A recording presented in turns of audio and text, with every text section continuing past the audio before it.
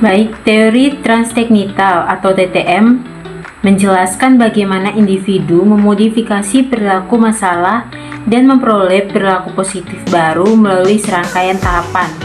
Nah, teori transteknital ini dikembangkan oleh James Prochaska dan Carlo Di Clemente pada akhir tahun 1970-an dan awal tahun 1980-an. Mereka awalnya mempelajari bagaimana perokok berhenti merokok dan kemudian mengembangkan model ini untuk berbagai perilaku kesehatan lainnya. Nah, teori transteknital juga disebutkan sebagai tahapan perubahan. Nah, model ini mengusulkan bagaimana perubahan perilaku terjadi melalui serangkaian tahapan yang berbeda. Ada beberapa tahapan perubahan dari teori transteknital. Yang pertama yaitu prakontemplasi.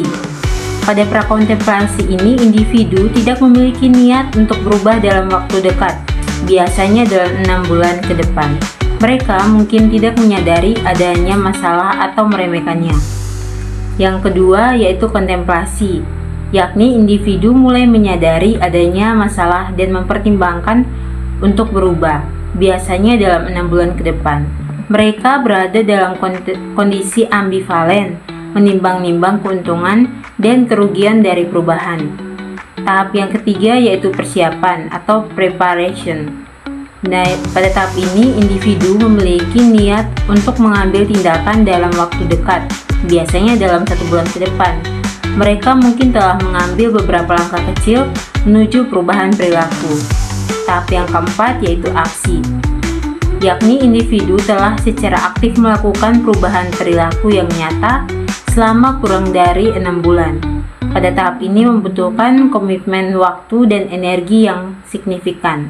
Tahap yang kelima yaitu pemeliharaan, yakni individu telah berhasil mempertahankan perubahan perilaku selama lebih dari 6 bulan dan berusaha untuk mencegah kekambuhan. Tahap yang keenam atau yang terakhir yaitu tahap pengakhiran. Tahap ini tidak selalu dicapai oleh semua orang. Pada tahap ini, individu tidak lagi tergoda untuk kembali ke perilaku lama dan memiliki keyakinan diri yang tinggi dalam mempertahankan perubahan. Selanjutnya, saya akan memberikan salah satu contoh dari tahapan-tahapan perubahan tersebut. Nah, yang pertama tahapan pra-contemplation, yang dimana individu tidak menyadari kebutuhan atau manfaat dari perubahan perilaku. Nah, dalam hal partisipasi petugas puskesmas, ini mungkin mencerminkan kurangnya pemahaman mereka terhadap pentingnya akreditasi dan dampak positif terhadap mutu layanan kesehatan. Dalam tahap ini, pendekatan edukatif dan pemberian informasi yang menyeluruh dapat membantu meningkatkan kesadaran mereka. Tahap yang kedua yaitu contemplation, yakni di mana individu mulai menyadari kebutuhan akan perubahan dan mempertimbangkan untuk mengambil langkah-langkah konkret. Bagi petugas puskesmas, tahap ini bisa mencangkup pemahaman mereka terhadap proses akreditasi dan potensi manfaatnya. Dukungan psikologis dan informasi lebih lanjut dapat membantu mereka merumuskan keputusan untuk berpartisipasi aktif dalam proses akreditasi. Selanjutnya tahap yang ketiga yaitu preparation, yakni di mana individu mulai mengambil langkah-langkah konkret untuk mengubah perilaku mereka. Dalam konteks puskesmas, ini dapat mencangkup pelibatan aktif dalam persiapan untuk menghadapi proses akreditasi, seperti pelatihan tambahan, peningkatan kompetensi, dan pengembangan sistem manajemen kausalitas. Tahap yang keempat yaitu aksi, yakni melibatkan pelaksanaan perubahan perilaku yang diinginkan. Bagi petugas puskesmas, ini mencangkup partisipasi aktif dari seluruh proses akreditasi, termasuk pengumpulan data, peningkatan layanan, dan implementasi perbaikan yang diperlukan. Tahap yang kelima yaitu pemeliharaan, di mana individu berusaha mempertahankan perubahan perilaku yang telah dicapai.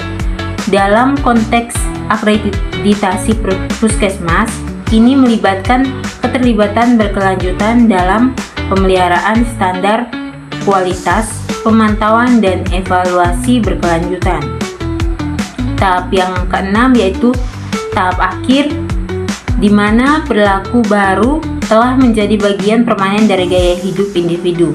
Dalam konteks puskesmas, ini mencerminkan integrasi kebiasaan partisipasi aktif dalam akreditasi sebagai bagian dari rutinitas sehari-hari, menciptakan budaya kualitas yang berkelanjutan.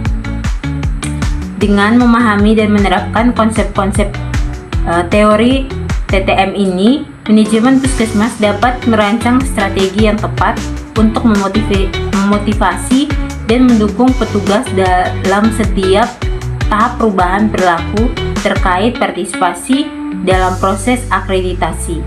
Dengan demikian, implementasi teori transteknital dapat membantu mencapai keterlibatan optimal petugas puskesmas dalam upaya peningkatan kualitas pelayanan kesehatan melalui proses akreditasi. Sekian penjelasan dari saya, terima kasih.